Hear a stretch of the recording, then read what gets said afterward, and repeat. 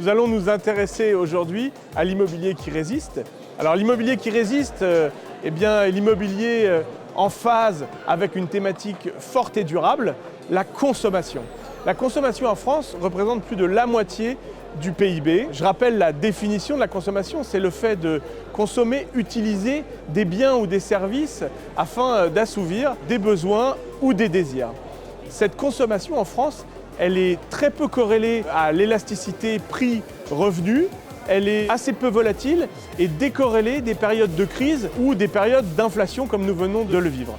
Si on s'intéresse plus précisément sur ce registre de la consommation, à la consommation des besoins fondamentaux, nous avons là une thématique d'investissement corrélée à l'immobilier bien sûr, qui est pertinente, résistante et qui affiche une belle performance. Ces actifs immobiliers durables dont nous parlons sont les commerces de proximité. Il s'agit là d'investir dans des murs de commerce, des boutiques, des locaux commerciaux qui se concentrent spécifiquement sur 3 thématiques. Les commerces alimentaires, petits supermarchés, commerces de bouche, les commerces de santé, pharmacie, maisons médicales, médecins généralistes et également des activités de services de proximité telles que le pressing, des coiffeurs, tout ce qui n'est pas disruptible sur Internet. La constitution d'un portefeuille de commerce diversifié tant dans les emplacements que dans la typologie de locataires nous permet d'envisager 2 moteurs de performance. Le premier, la constitution d'un patrimoine qui va nous permettre de préserver la valeur et de la voir augmenter dans le temps.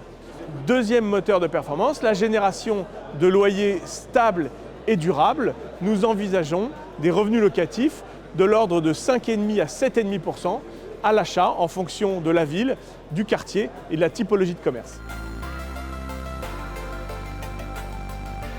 Le vieil adage de l'immobilier, l'emplacement, l'emplacement, l'emplacement, est plus que jamais d'actualité. En termes d'investissement, il s'agit de se concentrer sur une localisation bien précise, les centres-villes. 3 éléments fondamentaux. Choisir la ville, choisir le cœur de ville dans lequel nous allons investir. Choisir le quartier historique de cette ville moyenne, de cette métropole régionale ou encore de cette ville balnéaire. Et enfin, choisir un emplacement numéro 1 dans lequel la zone de chalandise est très forte. Un emplacement de qualité nous permet de nous assurer une rapidité, une fluidité dans la location d'un commerce. J'ajoute que le marché français est tout à fait spécifique en ce qui concerne l'immobilier de commerce, et ce pour 2 raisons. La première, le droit au bail, la mécanique du droit au bail protège l'investisseur, protège le propriétaire. Il y a un véritable alignement d'intérêts entre le locataire et le propriétaire, puisque ce locataire se verrait détruire la valeur de son fonds de commerce en cas de problématique sur les loyers. Enfin, la structure des baux français protège également l'investisseur, notamment en termes de prise en charge des diverses charges et taxes à payer quand nous sommes propriétaires. Enfin, le marché français est particulièrement dynamique et attractif. En 2022-2023, plus de 45 enseignes internationales sont arrivées sur notre territoire, se sont installées, ont installé des commerces dans les centres-villes et ont déployé leur stratégie un peu partout dans nos villes et nos centres-villes. En conclusion, l'immobilier de commerce de proximité lié à la consommation coche toutes les cases. Meilleur emplacement, meilleur locataire, meilleure résistance, meilleure performance.